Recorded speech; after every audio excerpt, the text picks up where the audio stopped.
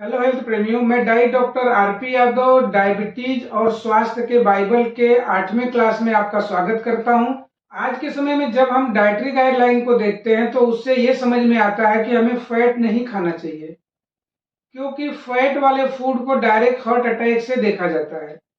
जबकि आपके बॉडी में कहीं भी इन्फ्लेमेटरी कंडीशन बनती है, कहीं आपको मार लग जाती है, चोट लग जाती है, उससे आप समझेंगे कि आपके बॉडी में कहीं भी इन्फ्लेमेशन होता है। यानी जब भी इन्फ्लेमेटरी कंडीशन बनती है तो उस जगह पर जो भी इन्फ्लेमेशन में भाग लेने वाले, हिस्सा लेने वाले जो कंपोनेंट होते हैं वो फैट से बने होते हैं। मतलब वो सभी कंपोनेंट्स एक तरह से देखा जाए तो इन्फ्लेमेटरी मार्कर्स होते हैं, और वो इन्फ्लेमेटरी मार्कर्स जब इन्फ्लेमेशन होगा तो आना उनका वहां पर स्वाभाविक है।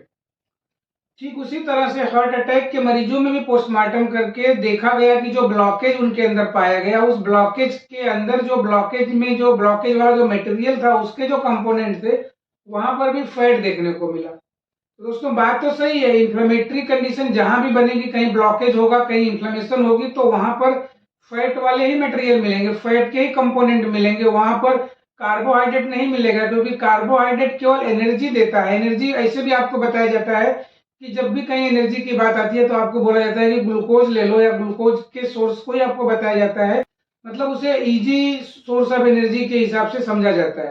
तो ग्लूकोज आपको एनर्जी देता है, एनर्जी पॉइंट ऑफ व्यू से ग्लूकोज तो ठीक है, लेकिन इन्फ्लेमेटरी कंडीशन कहीं भी बॉडी में बनेगी, वहां पर आपको देखने को ये मिलेगा कि जो कुछ भी वहां पे कंपोनेंट मिलेंगे, वो कंपोनेंट आपको फैट के मिलेंगे, और ये फैट के कंपोनेंट वहां पर इन्फ्लेमेटरी मार्कर्स होते हैं, उनके द्वारा ही वो प्रोसेस कंप्लीट होता है। और उसी बात को आधार मानते हुए डाइटरी गाइडलाइन में यह निर्देश दे दिया गया कि फैट फूड हमें नहीं लेना चाहिए, या हमें लो फैट फूड लेने चाहिए। फैट से हमें मतलब दूर रहना चाहिए, फैट को हमें अवॉइड करना चाहिए, अधिक से अधिक हमें अवॉइड करते हुए फैट को अपने डाइट में जो कुछ भी हम शामिल कर रहे हैं, वहां से फैट को जितना अधिक से अधिक हो उतना आप उसको रिमूव कर दीजिए, उसको निकाल दीजिए। इस तरह की गाइडलाइन हमें दी गई है। और उसी गाइडलाइन के आधार पर जो फूड प्रोडक्ट बनाने वाली कंपनियां हैं, उनको भी एक आधार मिला, और पूरे माहौल मतलब को फैट फोबिक माहौल बना दिया गया। मतलब हम फैट से इतने डरने लगे हैं कि फैट की जहां तक बात, जब भी बात आती है तो ऐसा लगता है कि मतलब हम कोई बहुत बड़ा गलत काम कर रहे हैं, हम कुछ गलत कंपोनेंट अपने बॉडी के अंदर डाल दे रहे हैं। जबकि पीछे के वीडियो में हमने बताया, और आपने अगर ध्यान से वीडियो को देखा और समझा होगा, तो आपको इस बात की क्लियरिटी भी हो चुकी होगी कि हमारे बॉडी का जो एक्चुअल मेन कंपोनेंट है वो फैट और प्रोटीन है। हमारी बॉडी में फैट और प्रोटीन से ही सब कुछ बना हुआ है। तो जब फैट और प्रोटीन हमारे बॉडी का एक इंटीग्रल पार्ट है, हमारे बॉडी में उसकी नीड है, उसके बगैर हमारे बॉडी में कुछ बना ही नहीं है, ग्लूकोज का हमारे बॉडी में कुछ बना ही नहीं है। और उसी डाइटरी गाइडलाइन के आधार पर ही जो फूड प्रोडक्ट बनाने वाली कंपनियां हैं, उनको भी आधार मिला, और उन्होंने फैट फ्री मतलब फैट को रिमूव करके जितने कार्ब रिच फूड थे, वो कार्ब रिच फूड को बनाना चालू कर दिया। क्योंकि ये कार्ब रिच फूड जितने भी होते हैं, जिसमें ग्लूकोज की मात्रा ज्यादा रहती है, ये बनाने में भी सस्ते पड़ते हैं, बेचने के लिए भी उनको आसान पड़ता है, और साथ साथ में खाने में भी लोगों को मजा आता है।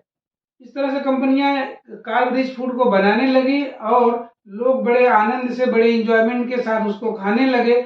और साथ साथ में जैसे ही फूड अधिक से अधिक प्रोसेस होने लगा, आप 30-40 सालों के बीच में आप देखेंगे कि जितना ज्यादा फूड प्रोसेस होने लगा, उस प्रोसेस होने की वजह से खाने में तो मजा आता है, टेस्ट उसका इनहेंस हो जाता है, मतलब टेस्ट बढ़ जाता है, और साथ साथ में कंपनियों को भी मजा आने लगा। लेकिन आपकी बॉडी को फर्क क्या पड़ रहा है, आपने कभी उसको ना समझने की कोशिश किया, ना महसूस किया।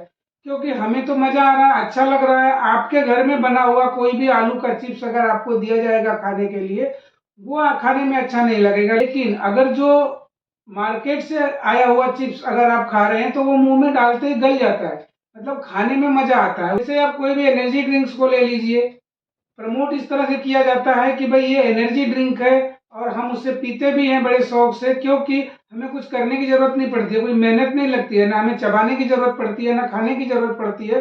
बस डायरेक्ट हमने पी लिया और डाइजेस्ट हो जाता है। ठीक उसी तरह से जो फूड प्रोडक्ट्स भी मार्केट में बन रहे हैं, जो मतलब इजी टू सर्व बोल सकते हैं, मतलब हमें 2 मिनट के अंदर तैयार होना चाहिए, तैयार मिल जाते हैं, और हम खाते हैं तो बड़े आराम से मजा आता है, और खाने में मेहनत भी नहीं लगती है, मुंह में डालते ही गल जाता है, तो हमें बड़ा अच्छा लगता है। तो इस तरह से जो प्रोसेस फूड मार्केट में बढ़ने लगे, और हमें उसका आनंद आने लगा। लेकिन हो क्या रहा था कि हमारे बॉडी में जाकर के बॉडी को क्या सजा मिल रही है इसको कभी भी हमने ध्यान नहीं दिया, उसको हमने नज़रअंदाज किया। अगर कभी थोड़ी बहुत तकलीफ हो भी गई, एसिडिटी जैसी चीज़ भी देखने को मिली, तो हमने क्या किया, मार्केट में जाकर के इनो ले लिया, क्योंकि वो भी प्रमोट किया जा रहा है कि आप चाहे जितना समोसा खा लो, लेकिन आपने इनो ले लिया तो 2 मिनट के अंदर आपकी एसिडिटी गायब।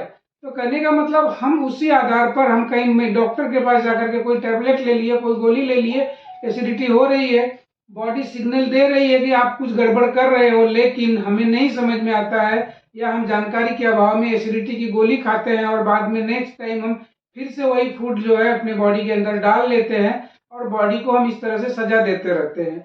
और यही कारण है कि बीमारियां भी धीरे धीरे हमारे बॉडी में डेवलप होते रहती हैं। और इसीलिए मैं बार बार बोलता हूँ कि बीमारियां एक दिन में नहीं पैदा होती हैं। बीमारियों को पैदा करने में हमें बड़ी मेहनत करनी पड़ती है, हमें बॉडी को बहुत तकलीफ देनी पड़ती है। हम बहुत सारे इस तरह के फूड अपने बॉडी में डालते रहते हैं और जिसका रिजल्ट होता है कि 10 साल में 15 साल में हमारे अंदर बीमारियां पैदा होती हैं। और पैदा कर लेने के बाद जब हम सोल्यूशन खोजते हैं तो उस समय हमें ऐसा लगता है कि 2 मिनट के अंदर सोल्यूशन मिल जाना चाहिए, 2 घंटे के अंदर सोल्यूशन मिल जाना चाहिए, 2 दिन के अंदर सोल्यूशन मिल जाना चाहिए। तो ऐसा नहीं है दोस्तों, सॉल्यूशन मिलेगा आपको, लेकिन उस सॉल्यूशन को ही समझने के लिए मैं एक एक वीडियो को सीक्वेंस में आपको बना करके दे रहा हूँ, एक एक क्लास के रूप में, जिसे आप अगर सीरियल से देखेंगे, सीक्वेंस में देखेंगे, तो आपके अंदर नॉलेज भी ज़्यादा होगा, आपके पास नॉलेज भी ज़्यादा होगा, आपके अंदर क्लियरिटी भी ज़्यादा होगी।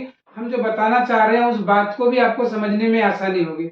अदरवाइज कोई एक वीडियो आप 2-5 मिनट 10 मिनट देख लिए और बस चलते राम चलती वाली बात हो गई, तो उससे आपको कुछ फर्क पड़ेगा भी नहीं, और फर्क तो मुझे भी नहीं पड़ेगा। लेकिन फर्क जब आप इस वीडियो को सीरियल से सीक्वेंस में देखेंगे तो आपको जरूर पड़ेगा दोस्तों। और जब आपको फर्क पड़ेगा तो मुझे भी इस बात की खुशी होगी कि शायद मेरी वीडियो के माध्यम से कुछ लोगों का भला हो रहा है, कुछ लोगों का फायदा हो रहा है।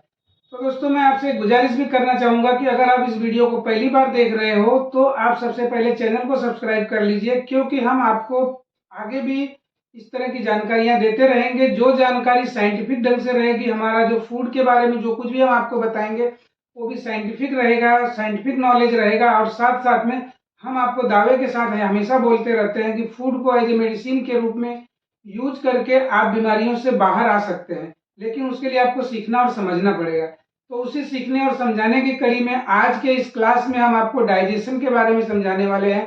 डाइजेशन यानी पाचन, पाचन क्रिया क्या है, पाचन तंत्र क्या है, पाचन की क्रिया हमारे बॉडी में होती कैसे है, उस पूरी बातों को आज हम समझने की कोशिश करेंगे। तो वीडियो के अंत तक बने रहिए और पूरी बात को समझने की कोशिश कीजिए। Food that we eat undergo a complex process through our digestive system and get converted to energy that our body can use। जब भी हम कोई फूड खाते हैं तो ये फूड का जो डाइजेशन होता है उसका डाइजेशन हमारे मुंह से शुरू होता है। जैसे ही फूड हमारे मुंह में जाता है, मुंह में मैकेनिकल और केमिकल डाइजेशन चालू होता है, वहां पर फूड का ब्रेकडाउन होता है। फूड को हम चबाते हैं, चबा चबा करके खाते हैं, तो हमारे मुंह से मतलब सलाइवा का प्रोडक्शन होता है। सलाइवरी ग्लैंड्स हमारे ओरल कैविटी के अंदर होती है और वहां से सलाइवा का प्रोडक्शन होता है। वो सलाइवा हमारे डाइजेशन में, फूड के डाइजेशन में हेल्प करती है। जबकि मैंने अभी अभी आपको बताया कि हम जब ऐसे प्रोसेस फूड लेते हैं जो मुंह में जाते ही गल जाता है, जिसके लिए हमें चबाने की जरूरत नहीं पड़ती है, उस उस कंडीशन में आपके मुंह के अंदर बनने वाली लार या जो सलाइवा है उसका प्रोडक्शन ही नहीं होता है। मुंह में गया और डायरेक्ट चला गया स्टमक के अंदर। जब तक हम कूचते नहीं है उसको, जब तक हम चबा चबा करके नहीं खाते हैं, तब तक जब तक आपके मुंह में सलाइवा का प्रोडक्शन नहीं होता है, लार का प्रोडक्शन नहीं होता है और आपका वो फूड डायरेक्टली चला जाता है पेट में, तो मतलब हमने जो कुदरत का दिया हुआ जो डाइजेस्टिव सिस्टम है, पाचन तंत्र है, हमने उसका हेल्प लिया ही नहीं। आप देखे होंगे, आप जब भी कोई नेचुरल प्रोडक्ट या भगवान का बनाया हुआ कोई भी प्रोडक्ट, कोई भी फूड आप खाएंगे, वो डायरेक्टली गल नहीं जाता है मुंह में जाते ही, उसे कूचना पड़ता है, उसे चबाना पड़ता है। तो नेचर का दिया हुआ प्रोडक्ट जब आप खाते हैं, नेचर के हिसाब से खाते हैं, तो उसके लिए आपको नेचर के सिस्टम को भी फॉलो करना पड़ता है, मतलब उसको चबाना पड़ता है। चबा चबा करके जब खाते हैं तो नेचर के द्वारा जो बनाई हुई जो प्रक्रिया है डाइजेशन की, उसके द्वारा लार का सिक्रीशन होता है, मतलब सलाइवा का सिक्रीशन होता है, और वो सलाइवा उस डाइजेशन में हेल्प करता है। अदरवाइज हम बिना चबाए बिना पूछे उसको डायरेक्ट जब उसको सॉलो कर लेते हैं तो वहां पर भी इसका इफेक्ट देखने को मिलता है। तो आप भी इस बात को कभी महसूस किए होंगे। तो कहने का मतलब, जब भी हम कोई फूड खाते हैं तो उसको हमें चबाना पड़ता है, च्यूइंग करना पड़ता है, उसके बाद हम सॉलो करते हैं और वो सॉलो करने के बाद जब कोई फूड आप चबा चबा करके, चाहे वो समोसा हो, चाहे वो कचौरी हो, चाहे वो बिरयानी हो, वो मुंह के बाहर ही वो बिरयानी है, मुंह तक जो है खाने तक वो आपको जो कुछ भी आप उसको जिस ढंग से भी आप परसीव कर रहे हो वो आपको दिख रहा है। लेकिन उसके बाद चबा चबा करके जब वो अंदर जाता है, मतलब स्टमक तक पहुंचता है, जब हम उसको सॉलो करते हैं और तब उसका नाम बदल जाता है, उसे बोलते हैं बोलस। मतलब मुंह तक ही जो कुछ भी प्रोडक्ट आप खा रहे हो, चाहे उसको लॉलीपॉप बोलो, चाहे बिरयानी बोलो, चाहे वो समोसे हो, चाहे कचौड़ी हो, चाहे भजिया हो, चाहे वो कुछ भी प्रोडक्ट हो, वहीं तक है। उसके बाद बॉडी के लिए वो बोलस हो गया। स्वॉलो होने के बाद स्टमक में जाने के बाद बॉडी अपने सिस्टम से उसको कार्बोहाइड्रेट, प्रोटीन और फैट समझती है, ना कि उसे बिरयानी और किसी और चीजों को समझ करके बॉडी उसको एक्सेप्ट करती है। उसी बोलस के आधार पर ही स्टमक के अंदर भी उस तरह के सिक्रीशंस निकलने चालू होते हैं। मतलब कौन से फूड आपने खाया है उसके अकॉर्डिंग ही बॉडी उस तरह के एंजाइम्स का प्रोडक्शन या उस तरह के एंजाइम्स का सिक्रीशन चालू करती है। इस तरह से जो बोलस के रूप में लिया हुआ फूड हमारे स्टमक में जाता है, स्टमक में जाने के बाद उसका प्रोसेस होता है और वो कन्वर्ट हो जाता है लिक्विड फॉर्म में, जो कि जिसे हम काइम बोलते हैं। Digestion continue in the stomach for several hours. आपके पेट में डाइजेशन कई घंटों तक चलता है, जबकि आज के समय में हर 2-2 घंटे पे, हर 1-1 घंटे पे हम कुछ न कुछ डाल दिए जाते हैं। आप वैदिक साइंस को भी देखेंगे, वहां पर भी वैदिक साइंस आपको बताता है कि हमें कम से कम 8 घंटे का इंटरवल रखना चाहिए, लेकिन हम कभी भी 8 घंटे का इंटरवल नहीं रखते हैं। Enzyme pepsin break down the most of the protein in the food. जो कुछ भी फूड में प्रोटीन मौजूद होता है, उस प्रोटीन का डाइजेशन स्टमक में चालू हो जाता है, and the chyme is slowly transported into small intestine where all the chemical digestion take place. इसके बाद धीरे धीरे काइम ट्रांसपोर्ट होकर के स्मॉल इंटेस्टाइन में चला जाता है। इस तरह से आप यहाँ फिगर में भी देखेंगे कि मुंह से होते हुए हमारे स्टमक तक जाता है, स्टमक से फिर हमारे इंटेस्टाइन मतलब आंत में चला जाता है, उन अतड़ियों से होते हुए फिर बाहर जाता है और उसी अतड़ियों में ही पूरे डाइजेशन के प्रोसेस कंप्लीट होते हैं। हमारे बॉडी में लीवर एक सबसे बड़ा आर्गन है, जिसे हम सेकेंड ब्रेन भी बोलते हैं। ये बाइल का सिक्रीशन करता है और ये बाइल का सिक्रीशन होकर के गॉल ब्लैडर में स्टोर होता है और बाद में डिओडिनम में रिलीज किया जाता है। डिओडिनम में रिलीज होकर जहां करके वो फैट डाइजेशन में हेल्प करता है। Additional enzyme from the pancreas and the intestinal wall combine with the chyme to start the final part of digestion. Food bolus के रूप में या काइम के रूप में पेरिस्टाल्टिक मूवमेंट के द्वारा स्टमक से होते हुए इंटेस्टाइन तक जब पहुंचता है, तो इंटेस्टाइन के अंदर इंटेस्टाइनल वॉल और साथ साथ में पैंक्रियाज कुछ एंजाइम्स रिलीज करते हैं। इसलिए पैंक्रियाज का जो है इंपॉर्टेंस बहुत ज़्यादा हो जाता है। बहुत सारे डायबिटिक पेशेंट्स के लिए इस बात की जानकारी भी रखना जरूरी है कि पैंक्रियाज केवल इंसुलिन ही नहीं बनाता है, पैंक्रियाज डाइजेस्टिव एंजाइम्स भी बनाता है जो हमारे डाइजेशन में हेल्प करता है। लेकिन अगर हमारा पैंक्रियाज हेल्दी नहीं है तो डाइजेशन प्रोसेस भी आपका अच्छे से नहीं होगा। Most nutrient absorptions occur in the small intestine through its wall and absorb into the circulatory system. तो अधिक से अधिक जो न्यूट्रिएंट्स होते हैं इनका एब्जॉर्प्शन हमारे इंटेस्टाइन में होता है, यानी स्मॉल इंटेस्टाइन में होता है। इंटेस्टाइनल वॉल जो होती है ये फूड में मौजूद न्यूट्रिएंट्स को एब्जॉर्ब करती है, साथ साथ में वाटर का भी एब्जॉर्प्शन करती है। The chyme then enters the large intestine where water is removed and bacteria break down some undigestible material. तो इस तरह से काइम धीरे धीरे स्मॉल इंटेस्टाइन से गुजरते हुए लार्ज इंटेस्टाइन तक पहुंचता है, जहां पर वाटर कंप्लीटली रिमूव कर लिया जाता है और इसके अलावा कुछ अनडाइजेस्टेड मटेरियल अगर बच भी गया तो वहां पर जो कुछ मौजूद गट बैक्टीरिया होते हैं वो उनका ब्रेक डाउन करते हैं, उनको तोड़ करके डाइजेशन को कंप्लीट करते हैं। Then concentrated waste material passes into rectum and eliminated through the anus. इसके बाद बड़ी आंत से होते हुए जो वेस्ट मटेरियल है ये रेक्टम तक पहुंचता है और एनस के थ्रू ये बाद में बाहर निकाल दिया जाता है।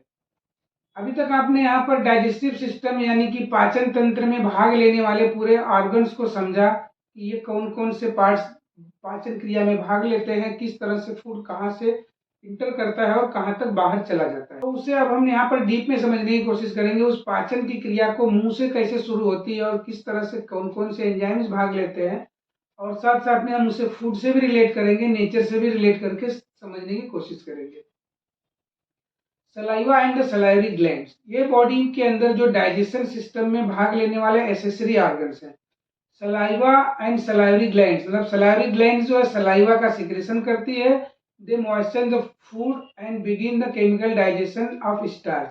मतलब ये जो सलाइवरी ग्लैंड से जो सलाइवा निकलता है, यहीं से हमारे जो स्टार्च यानी कि जो कार्बोहाइड्रेट्स के डिफरेंट टाइप्स के कार्बोहाइड्रेट हैं, मोनोसेकेराइड, डाइसेकेराइड, पॉलीसेकेराइड, वो सभी स्टार्च के साथ साथ में उनका डाइजेशन यहीं से शुरू हो जाता है।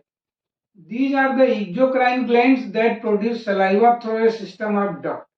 मतलब एक्जोक्राइन ग्लैंड इनको बोलते हैं। एक्जोक्राइन का मतलब हो गया कि ऐसी ग्रंथि, ऐसी ग्लैंड्स जो नली के द्वारा, जिसके अंदर डक्ट हो, डक्ट के द्वारा उस सिक्रीशन को बाहर निकालती है। तो इस human have 3 pairs major salivary glands, parotid, submandibular and sublingual, as well as hundreds of the minor salivary glands।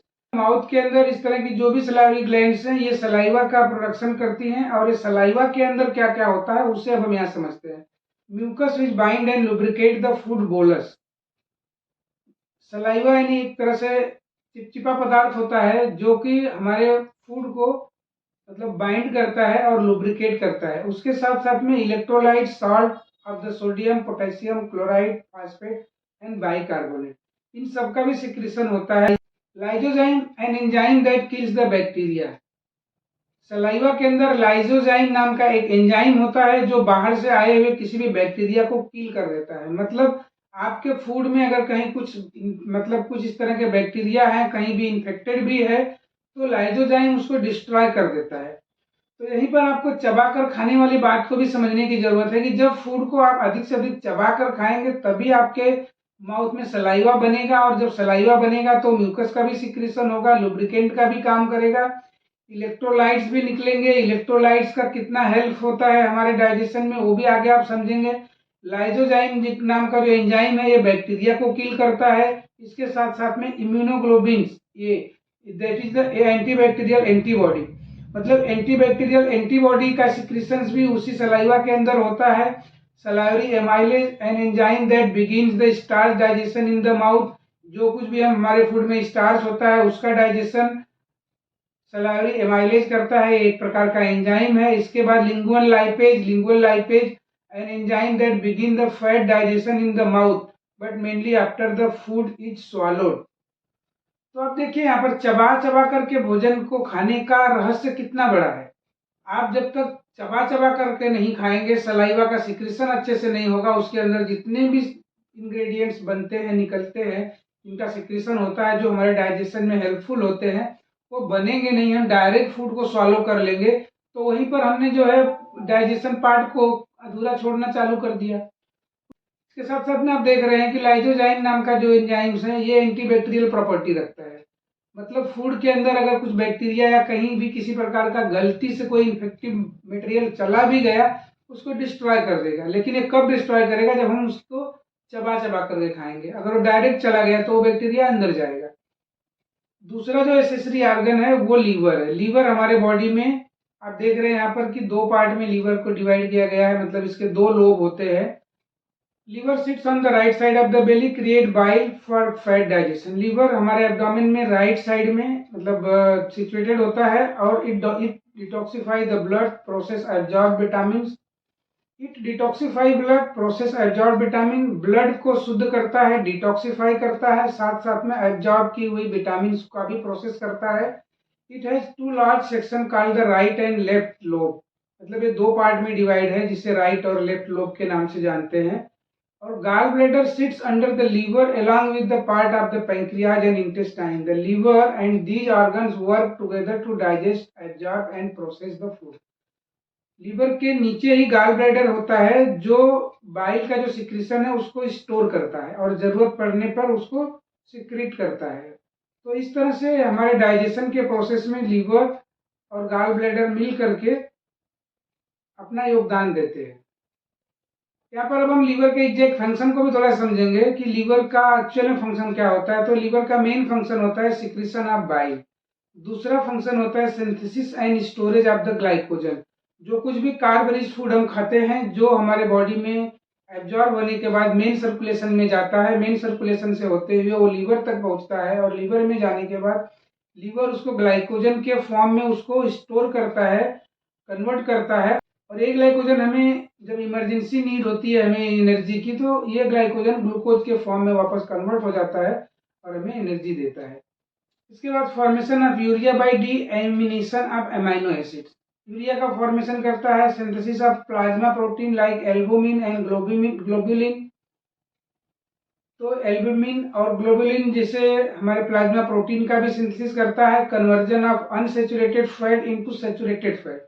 यहाँ पर इस पॉइंट को देखिए कि हमारा लीवर अनसेचुरेटेड फैट को सैचुरेटेड फैट में कन्वर्ट करता है, जबकि हमें सैचुरेटेड फैट खाने से मना किया जाता है, सैचुरेटेड फैट से डराया जाता है। जबकि आपकी बॉडी को सैचुरेटेड फैट की नीड है, और आपकी बॉडी अनसैचुरेटेड फैट को भी सैचुरेटेड फैट में बदल रही है, उसके लिए हेल्प करता है लीवर। तो हमें किन चीज़ों से कहाँ डरना चाहिए, और इसीलिए ये सब बातों को हम एक एक आपको स्पेसिफिक बताते रहते हैं। जब एक एक पॉइंट्स आपके सामने आते रहेगा, उसके आधार पर हम आपको समझाते रहेंगे और आप भी उसको पकड़ कर चलने की कोशिश करेंगे, तो आपका डर भी निकलेगा, आपको खाने के बारे में भी बात की क्लियरिटी भी समझ में आएगी। Storage of iron and B12। ये लीवर ऐसा ऑर्गन है जो आयरन को और B12 को स्टोर करता है। सिंथेसिस ऑफ नेचुरल एंटीकोएगुलेंट, मतलब नेचुरल एंटीकोएगुलेंट मतलब खून गाढ़ा ना हो उसके लिए आप गोलियां लेते हो, तो उस जगह पे वही आपका काम ये लीवर करता है। अगर लीवर हेल्दी है तो ये एंटीकोएगुलेंट को का सिंथेसिस करेगा, जो आपको बाहर से गोलियों के रूप में लेने की जरूरत नहीं पड़ेगी। इसके साथ साथ में production of heat as a result of metabolic reaction, ये हीट प्रोडक्शन भी करता है। इनएक्टिवेशन ऑफ टॉक्सिक सब्सटेंसेस, कोई भी टॉक्सिन्स बॉडी के अंदर बने हुए टॉक्सिन्स जो कुछ भी होते हैं उसको इनएक्टिव करने का काम या उसको बाहर रिमूव करने का काम ये लीवर करता है। Storage of vitamin A D E and K, vitamin A D E and K का भी स्टोर करता है ये लीवर। तो मतलब समझिए कि एक लीवर ये इतना सारा काम करता है, उसको भी हमें नेचुरल तरीके से काम करने देना चाहिए, ना कि हम कुछ भी किसी भी प्रकार का फूड डाल दें और अननेसेसरी बर्डन लीवर को देते रहें। अगर आप अननेसेसरी बर्डन लीवर को 24 आवर्स 365 डेज देते रहेंगे, तो कभी ना कभी कोई ना कोई प्रॉब्लम तो लेकर के बाहर आएगा, वो कोई ना कोई प्रॉब्लम बॉडी के अंदर क्रिएट होगी। तो इसलिए आपको फूड को समझकर सोच समझकर खाने की जरूरत है।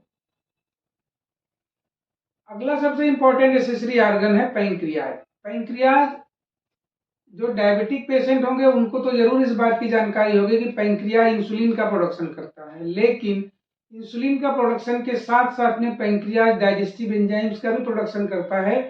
इसलिए पैंक्रियाज को हेल्दी रहना जरूरी है। Pancreas secrete pancreatic juice to help digestion of the protein and carbohydrate. Pancreas के अंदर जो पैंक्रियाटिक जूस है ये डाइजेशन प्रोटीन और कार्बोहाइड्रेट के लिए हेल्पफुल होता है। The head of the pancreas is connected to the duodenum through a small tube called the pancreatic duct. इसके अंदर जो सिक्रीशन होता है वो पैंक्रियाटिक डक्ट के द्वारा डिओडिनम में कनेक्ट होकर के डिओडिनम में यानी जो स्मॉल इंटेस्टाइन है उसके अंदर उसका सिक्रीशन होता है। During digestion, pancreas make the pancreatic juice called the enzyme lipase, protease, amylase that break down the sugar, fat and starch. इसके बाद इंडोक्राइन फंक्शन में पैंक्रियाज का जो अल्फा सेल होता है ये ग्लूकागॉन का सिक्रीशन करता है, और बीटा सेल्स जो होता है ये इंसुलिन नाम के हार्मोन्स का सिक्रीशन करता है। ये दोनों हार्मोन्स ब्लड ग्लूकोज की होम्योस्टेसिस को मेंटेन करने में हेल्प करते हैं। तो यहाँ तक तो अभी हो गया कि डाइजेस्टिव सिस्टम्स के पार्ट और उसके साथ में उसके एसेसरी ऑर्गन्स जो हेल्प करते हैं, किस तरह से हेल्प करते हैं और उनका क्या सिक्रीशन होता है। अब हम इस डाइजेशन को थोड़ा सा यहाँ पर कार्बोहाइड्रेट के डाइजेशन को बेसिकली समझेंगे, स्टमक के अंदर किस तरह से डाइजेशन होता है। तो gastric juice is being secreted from the mucous membrane of the stomach. Gastric juice contains enzyme, pepsin, renin, acid, HCl and intrinsic factor absorb the vitamin B12. Chyme, the semi-solid product of the digested food, passes to duodenum through the pyloric sphincter. मतलब bolus के रूप में food जब stomach के अंदर पहुंचता है तो वहां पर गैस्ट्रिक जूस का सिक्रेशन होता है। उसकी जो म्यूकस मेम्ब्रेन होती है वहां से, स्टमक के म्यूकस मेम्ब्रेन से गैस्ट्रिक जूस का सिक्रेशन होता है। उस गैस्ट्रिक जूस के सिक्रेशंस में एंजाइम्स होते हैं पेप्सिन और रेनिन्स नाम के, जो डाइजेशन में हेल्प करते हैं। उसके साथ साथ में जो हमारे स्टमक में देखेंगे तो हमारा स्टमक काफी एसिडिक होता है, उसका पीएच काफी कम होता है, जिसकी वजह से फूड में आए हुए बैक्टीरिया वगैरह भी वहां पर डिस्ट्रॉय हो जाते हैं। तो इस तरह से हमारा स्टमक HCl का जो सिक्रेशन करता है, मतलब जो एसिड का सिक्रेशन करता है, वो हेल्पफुल होता है बैक्टीरिया को डिस्ट्रॉय करने में। इसके साथ साथ में हमारे स्टमक में इंट्रिंसिक फैक्टर्स का सिक्रेशन होता है।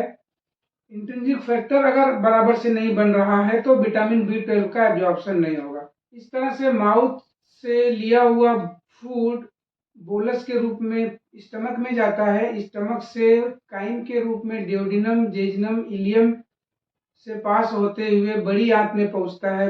असेंडिंग कोलन, ट्रांसवर्स कोलन और डिसेंडिंग कोलन से होते हुए रेक्टम तक पहुंचता है और वहां से फिर वो आउट हो जाता है। और इस तरह से हमारे डाइजेशन की जर्नी शुरू होती है और खत्म हो जाती है। तो अगले वीडियो में दोस्तों हम प्रोटीन और फैट के डाइजेशन के साथ में फिर मिलेंगे। तब तक के लिए धन्यवाद।